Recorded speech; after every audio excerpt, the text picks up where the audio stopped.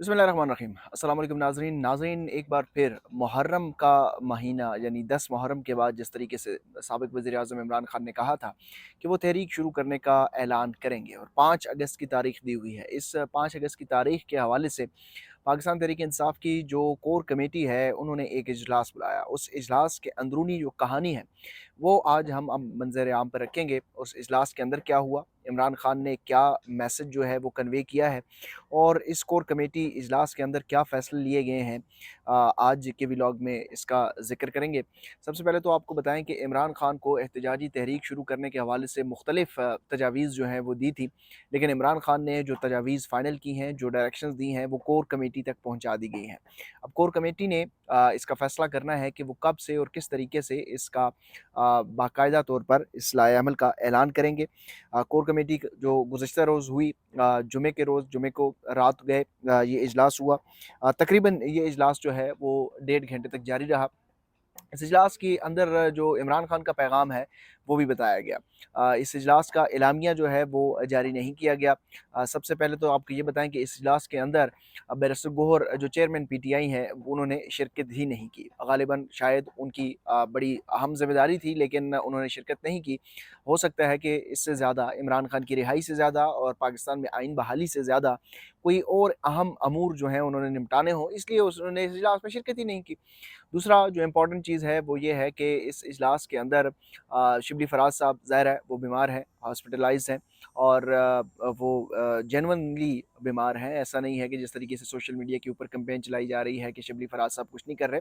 तो शिबली फराज साहब ने पहले भी कोई तहरीक के लिए कोई इतना फ्रंट फुट पर आकर सड़कों पर उन्होंने निकलना नहीं है। वो जो है वो कुछ और टास्क के लिए उनको रखा गया है, इंतज़ामी अमूर वो देखते हैं।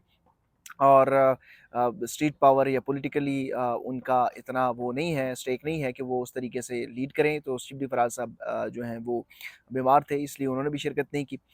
जो कौमी असम्बली में अपोजिशन लीडर हैं उमर अयूब साहब, वो इस इजलास में शरीक थे, लेकिन हैरत अंगेज़ तौर पर इस इजलास में उन्होंने एक लफ्ज़ भी नहीं बोला, ना अपनी तजावीज़ दी, ना इमरान खान के दिए गए लाहे-अमल के ऊपर, ना इमरान खान के दिए गए प्लान के ऊपर उन्होंने कोई अपनी तजावीज़ दी, ना ही फ़ाइनल तजावीज़ मुरतब करने के लिए उन्होंने कुछ प्लानिंग दी। अली अमीन गंडापुर ने भी इसमें शिरकत की। उन्होंने क्या कहा वो भी आपको बताएँगे। एक अहम ओहदेदार जो हैं वो इस इजलास के अंदर सिर्फ़ और सिर्फ़ जुगते लगाते रहे, इसके अलावा उनका कोई काम नहीं था। वो पंजाबी में बड़ी शानदार जुगते लगाते हैं, टीवी चैनल्स पर भी आप देखते हैं कि अक्सर पंजाबी में बात करते हैं, जुगते लगाते हैं।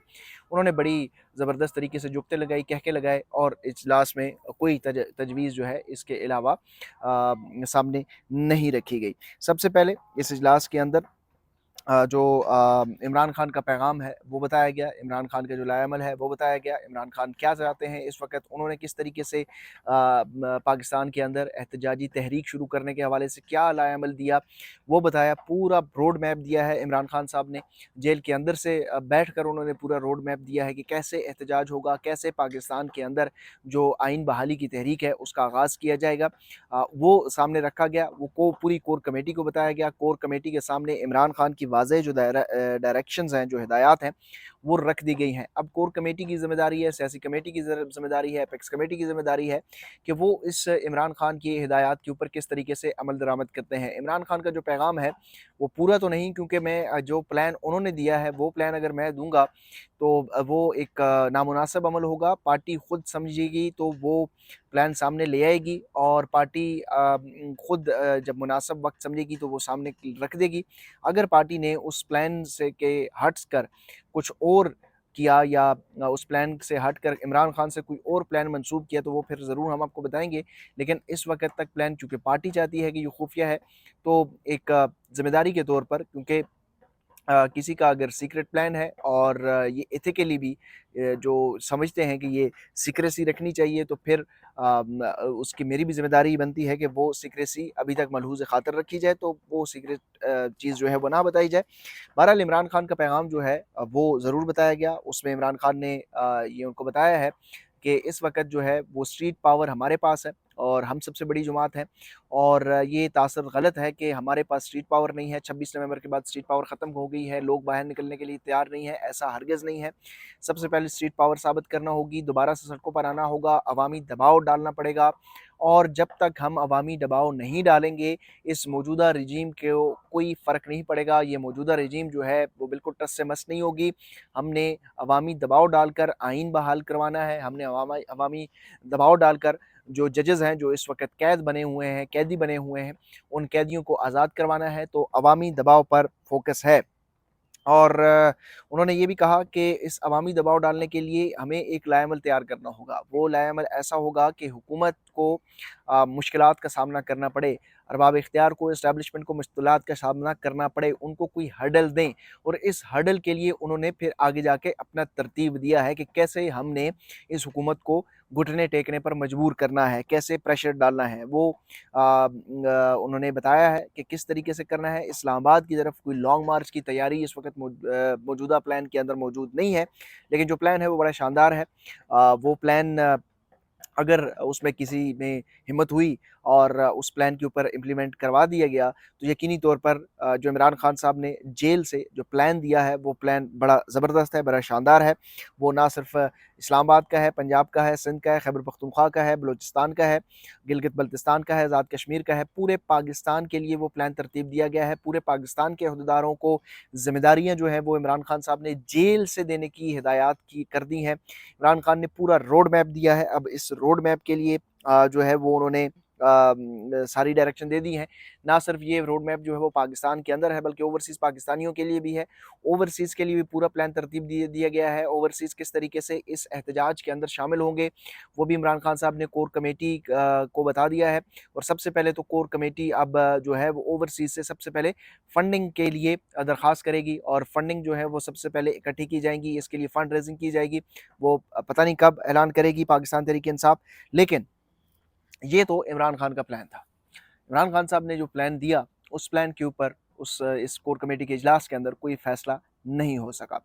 سلمان اکرم راجہ صاحب نے یہ کہا کہ اگر اس پلان کے اوپر ہم عمل درآمد کرتے ہیں تو کس طریقے سے لوگوں کو موٹیویٹ کریں گے، یعنی ہم پبلکلی ٹی وی پہ جا کر بات کریں گے، سوشل میڈیا کے اوپر بات کریں گے تو ہم تو پکڑے جائیں گے، ہم گرفتار ہو جائیں گے۔ یعنی سلمان اکرم راجہ جو پاکستان تحریک انصاف کے سیکرٹری جنرل ہیں وہ گرفتاری کا خوف اور خدشات کا اظہار کر رہے تھے۔ دوسری طرف عمران خان مسلسل اپنی ٹویٹس کے ذریعے یہ کہہ رہے ہیں کہ جو یہ بوجھ برداشت نہیں کر سکتے وہ سائڈ پہ ہو جائیں۔ عمران خان مسلسل یہ کہہ رہے ہیں کہ میں اگر جیل میں ہوں تو آپ کو جیل سے گھبرانا نہیں چاہیے۔ عمران خان مسلسل یہ کہہ رہے ہیں کہ غلامی کی زنجیریں توڑ دیں، لیکن سلمان اکرم راجہ صاحب نے، نہ صرف سلمان اکرم راجہ صاحب نے، دیگر لوگوں نے بھی اس اجلاس کے اندر جو ہے وہ یہ بتایا، یہ شکوہ کرتے رہے، یہ اپنے تحفظات کا اظہار کرتے رہے کہ ہم گرفتار ہو جائیں گے تو پھر پارٹی کون چلائے گا۔ تو اب جس طریقے سے پارٹی چل رہی ہے، عمران خان گرفتار ہو گئے ہیں تو پارٹی تو چل رہی ہے نا، تو آپ گرفتار ہو گئے تو پارٹی کو کون سا نقصان ہو جانا ہے۔ تو گرفتاری کے جو ڈر ہے وہ بھی خدشہ ہے۔ پھر سلمان اکرم راجہ صاحب یہ بھی کہہ رہے تھے اس اجلاس کے اندر کہ عمران خان کا جو پیغام ہے اس کو بھی فی الحال پبلک نہ کیا جائے، اس کو بھی سامنے نہ لایا جائے۔ وہ اگر پبلک ہوگا تو وہ اسٹیبلشمنٹ تک پہنچ جائے گا اور پھر ہمارے اوپر جو ہے وہ کریک ڈاؤن شروع ہو جائے گا۔ تو اس وقت یہ گرفتاری اور ان چیزوں کے اندر جو ہے پاکستان تحریک انصاف پھنسی ہوئی ہے۔ پھر اس کے علاوہ جو ہے بیرسٹر گور نے، میں نے آپ کو جس طریقے سے بتایا کہ انہوں نے میٹنگ اٹینڈ نہیں کی، شاید ان کو کوئی زیادہ ضروری کام ہوگا۔ عمران خان کی رہائی جو ہے وہ ثانوی چیز ہے، پاکستان میں آئین بحالی کی بطور چیئرمین پی ٹی آئی وہ ان کے لیے ثانوی چیز ہے، وہ کہیں اور مصروف ہوں گے۔ اس کے ساتھ ساتھ اس اجلاس کے اندر جو ہے وہ کچھ اور رپورٹس بھی شیئر کی گئی ہیں جس میں یہ بتایا گیا ہے کہ عمران خان کے اکاؤنٹ سے جو ٹویٹس ہو رہی ہیں، جو پاکستان تحریک انصاف کے اکاؤنٹ سے جو ٹویٹس ہو رہی ہیں، جو عمران خان سے متعلق ٹویٹس ہو رہی ہیں، کور کمیٹی کے اراکین جو ہیں وہ ان ٹویٹس کے اوپر اپنا کوئی ان پٹ نہیں ڈال رہے، نہ ری ٹویٹ کر رہے ہیں، نہ کوٹ ٹویٹ کر رہے ہیں۔ تقریباً کوئی 80 سے زائد ارکان ہیں جو اس وقت کور کمیٹی کے اندر شامل ہیں، اور ان 80 میں سے صرف 2 درجن کے قریب جو لوگ ہیں وہ عمران خان کا پیغام کو ٹویٹ یا کوٹ ٹویٹ کرتے ہیں۔ صرف 2 درجن کے لوگ جو ہیں وہ عمران خان کی جو اکاؤنٹ سے یا پاکستان تحریک انصاف کے آفیشیل اکاؤنٹ سے جو ٹویٹس ہو رہی ہیں ان کو ری ٹویٹ کرتے ہیں یا کوٹ ٹویٹ کرتے ہیں، اور یہ رپورٹ جو ہے وہ عمران خان صاحب کے پاس بھی جاتی ہیں، ان کی ہدایات کے مطابق ہی پریپیئرڈ ہوتی ہیں، اور انہوں نے یہ ہدایت کی تھی کہ جو یہ بوجھ برداشت نہیں کرتا اس کو سائڈ لائن کر دیا جائے، وہ سائڈ پر ہو جائیں۔ پنجاب کے حوالے سے بھی پلان ترتیب دے دیا گیا ہے، عمران خان صاحب نے یہ جو ہے وہ ترتیب دیا ہے۔ اس کے علاوہ سلمان اکرم راجہ صاحب کے علاوہ بہت سارے اور لوگوں نے بھی یہ باتیں وہاں پر کہیں کہ اس وقت ماحول نہیں ہے، سازگار ماحول نہیں ہے کہ ہم احتجاج کریں۔ سب سے پہلے ہمیں نوجوانوں کو متحرک کرنا پڑے گا، اور وہ اگر متحرک ہوں گے تو پھر ہمارے لیے جو ہے وہ چیزیں بڑی آسان ہوں گی۔ لیکن اس وقت گراؤنڈ پہ ریالٹی یہ نہیں ہے کہ ہم احتجاج شروع کریں۔ یہ کور کمیٹی اجلاس کے اندر بیشتر ارکان کی یہ رائے تھی۔ علی امین گنڈا پور نے جو ہے وہ عمران خان کے پیغام کے اوپر کوئی کمنٹ نہیں کیا، عمران خان کی رہائی کے لیے کوئی لائے عمل نہیں دیا، ملک میں آئین بحالی کے حوالے سے کوئی لائے عمل نہیں دیا۔ علی امین گنڈا پور اس کور کمیٹی اجلاس کے اندر اپنی صفائیاں پیش کرتے رہے۔ اس اجلاس کے اندر اپنی کارکردگی کے اوپر ان کا زیادہ فوکس تھا۔ اس اجلاس کے اندر وہ یہ بتا رہے تھے کہ میں کیا کرنے جا رہا ہوں، میں یہ کروں گا، میں وہ کروں گا، اور اس کے ساتھ ساتھ انہوں نے کوئی بھی حتمی جو تحریک ہے اس حوالے سے اپنی انپٹ نہیں دی۔ علی امین گنڈا پور جو ہے وہ غالباً آج لاہور جا رہے ہیں، اور لاہور میں انہوں نے اپنے تمام تنظیمی عہدیداروں کو یہ روک دیا ہے کہ ان کا استقبال نہ کیا جائے، ان کو کوئی ریسیپشن نہ دیا جائے، نہ ان کے لیے یہ اس کی کوئی ایکٹیویٹی بنائی جائے۔ یعنی وہ جا رہے ہیں لاہور، تو کس لیے جا رہے ہیں؟ جب آپ نے میڈیا ایکٹیویٹیز نہیں کرنی، لوگوں کو مدعو نہیں کرنا، لوگوں کو باہر نہیں نکالنا، تو پھر لوگ وہاں پہ جا کر آپ پریس کانفرنس کر کے کیا ثابت کر دیں گے؟ تو یہ علی امین گنڈا پور صاحب جو ہیں، کیونکہ وہ اپنی گرتی ہوئی مقبولیت کو واپس لانا چاہتے ہیں، وہ اسی طریقے سے جس طرح شیر افضل مروت نے پری پلانڈ کچھ پنجاب کے شہروں کے دورے کیے تھے اجازت لے کر، اسی طرح اب علی امین گنڈا پور صاحب لگتا یہ ہے کہ وہ بھی اسی طریقے سے اب ڈمی قسم کے متحرک ہونے جا رہے ہیں، تاکہ وہ عالیہ حمزہ کو وہاں پہ کاؤنٹر کر سکیں، تاکہ وہ یہ ثابت کر سکیں کہ میری جو ہے وہ تحریک میں میں پنجاب کے لوگوں کو بھی موٹیویٹ کرنے آیا ہوں۔ حالانکہ انہوں نے پنجاب کی تمام تنظیم کو یہ کہہ دیا ہے کہ اس ایکٹیویٹی کو جو ہے وہ خفیہ رکھا جائے۔ اب وہ ایک طرف سے خفیہ ایکٹیویٹی بھی رکھ رہے ہیں، ایک طرف سے ایکٹیویٹی کر بھی رہے ہیں، شاید سلمانی ٹوپی پہن کر جو ہے وہ کوئی تحریک چلانے لگی ہے پی ٹی آئی، کیونکہ پی ٹی آئی کے پاس ابھی تک کوئی واضح لاء عمل نہیں ہے۔ عمران خان صاحب کی جو قید تنہائی ہے، جو ان کو جس طریقے سے رکھا گیا ہے جیل کے اندر، جو ان کے اوپر سختیاں ہیں، ان کی بہنیں مسلسل یہ بات کر رہی ہیں کہ ان کی صحت خراب ہو رہی ہے، ان کے مسلز گر رہے ہیں، ان کی بہنیں مسلسل یہ ایک بات کر رہی ہیں کہ ان کو 22 گھنٹے تک جو ہے وہ اس گرمی میں رکھا جاتا ہے، وہ جب ملاقات کرنے کے لیے آتے ہیں تو ان کی حالت خراب ہوتی ہے، ان کو ذہنی ٹارچر دیا جا رہا ہے، اور اس ذہنی ٹارچر کو ایک نارملائز بنانے کی کوشش کی جا رہی ہے پاکستان تحریک انصاف کی جانب سے۔ اس کے اوپر کوئی بھی بات نہیں کر رہا۔ عمران خان نے لائحہ عمل دے دیا ہے، پاکستان تحریک انصاف کے اندر لوگ جو فیصلہ ساز ہیں وہ خوف زدہ ہیں، وہ ڈرے ہوئے ہیں، وہ گرفتاریوں سے خوف کا شکار ہیں، اور شاید وہ M N As, M P As اور سینٹ کی سیٹوں کی حد تک خوش ہیں، اور وہ اسی سے کنٹینیو کرنا چاہتے ہیں۔ دوسری امپورٹنٹ چیز جو ہے وہ یہ ہے کہ سینٹ کے انتخابات میں منڈی ایک بار پھر لگ چکی ہے۔